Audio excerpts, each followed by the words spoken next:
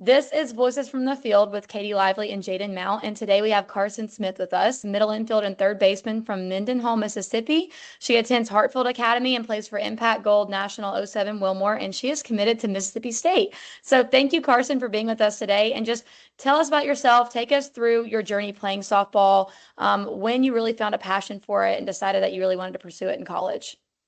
Um, I've grown up playing softball since I was 8, played rec, and just fell in love with it. So my dad came up with like a travel ball team called Rampage '07, and we played until we were 12U and we moved to Hot Shots.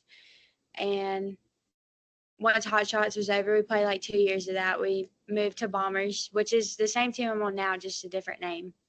And I just knew playing travel ball was like something that I grew up watching Mississippi State play softball, and I was like, okay, this seems cool. Like, they do a lot of fun stuff. The games seem a lot of fun. They're dancing, having fun. It's never a dull moment. So I was like, okay, this might be something I want to do. So we just continued to play travel ball and made new friends. And I think the friends was a really big part of it. Was moving teams just made me realize, like, I can take friends from the other teams I've been on and friends now, and like just have so many friends and build connections. Yeah. Yeah. So was Mississippi State your dream school from day one? It is my dream school. It's only That's two and so a half cool. hours from my home. So I was Yeah. just like, I'm a homebody. And I'm like, I didn't want to go really far. So I was like, I've grown up watching Mississippi State, so why not? Like, this is gonna be fun. Yeah. That's so That's cool. A awesome. lot of Yeah. people can't say that they're actually like they end up going to their dream school. I feel like it's really hard to actually make that happen. So that's really cool that that was something that you wanted to do from such a young age. I love Yeah. that. That's awesome. Yeah, you kind of mentioned how your dad started your little travel ball team when you were 8. Were you influenced by anybody else growing up? Um, Not really. I mean, really just my family, but that was about it. Yeah. Gotcha. Yeah. Family can always, I feel like family's kind of what makes or breaks, your Mhm. passion for the game if they're supporting you and building you up or not. So that's great that your family's so supportive and your dad, helped you chase your dream. So talk about Mississippi State a little bit, the recruiting process. Take us through your recruiting journey. What would be your biggest piece of advice for kids that are going through it now? And how did you get noticed by the Mississippi State? Like, what tactics did you use to be able to get that offer, go on that visit, and end up committing to your dream school? So yeah, I grown up going to camps. I was probably like, the little mini camps, like Yeah. they're 8 years old, like grew up going to that, like loved it. Fell in love with watching Mia Davidson, which is Mm-hmm. an pro, like the pro league, everything. So yeah, I just knew from then I was like, okay, this is my dream school. Like, I want to keep pursuing this. So I continued going to camps. Went to camps up till September 1st of last year. And I just knew like the environment was everything. And the recruiting process was like kind of difficult for me because I'm really short. Like, I'm 5 foot tall, literally.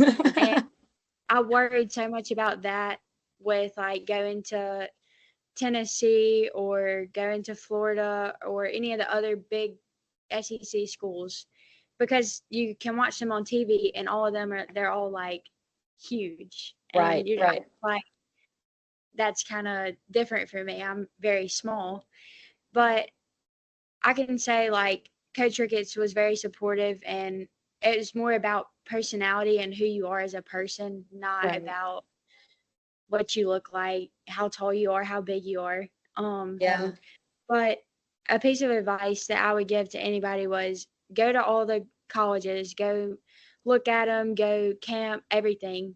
And I just felt like God was calling me to Mississippi State. Even though it was my dream school, it was a God thing. It was like, okay, this isn't God's plan. So, like, let me just pursue it. So just, Yeah. listen to that voice in your head and go with it. Yeah. I love that. I That love is, that. yeah. Did you Yeah. use like any social media other than doing camps? Did you use like Twitter or X and like sports recruits or any of that? I did use Twitter. Twitter was, oh my gosh. I love it. I love the kitty. I love it. I did use Twitter or X now. That was something that I wasn't very good at, but I learned that coaches really do look at that stuff. You can send emails. I sent emails, but I learned a lot of coaches didn't really look at those emails. So those are probably the two things I used really. Email Cool. next. Yep. Gotcha. Yeah. So more on Mississippi State, what do you think you're going to bring to that team next year when you step on campus? I would say I do have a very quiet personality. Like I'm not the type to just start making friends with everybody. Like, hey, my name's Carson Smith. Like, I'm from Mendenhall, Mississippi. But like, I feel like I'll bring, just the passion of wanting to play softball and knowing that God's in my future. Like, God is a big piece of me. Like, that is what I lean on the most. So I really just think I can bring, peace to people knowing that God's with them too. Even if maybe they don't want to believe it, it's still there. I love that. That's so I do too. awesome. That's Yeah. that is It's awesome. amazing. What are you most excited for at Mississippi State? Doesn't have to be softball. It can be the cowbells at the football game because I know those are very loud. I love the football games. Like I said, I've grown up a Mississippi State fan, so one thing I do look forward to is probably getting free tickets to all the events because Yes. I mean, I like watching the baseball game, and now we have a really good girls soccer team that I don't know much about soccer, but I think it's really cool to watch. So Yeah.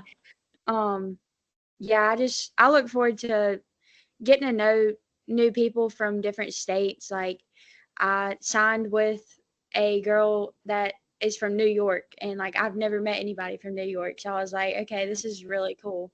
The That is nice. accents, like everything. Yeah. Okay, perfect. So I will go in. We're going to do some hot seat questions and some this or that.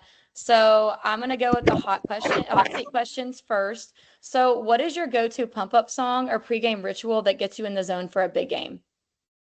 Okay, so I would say I normally drink a pink monster, and Okay.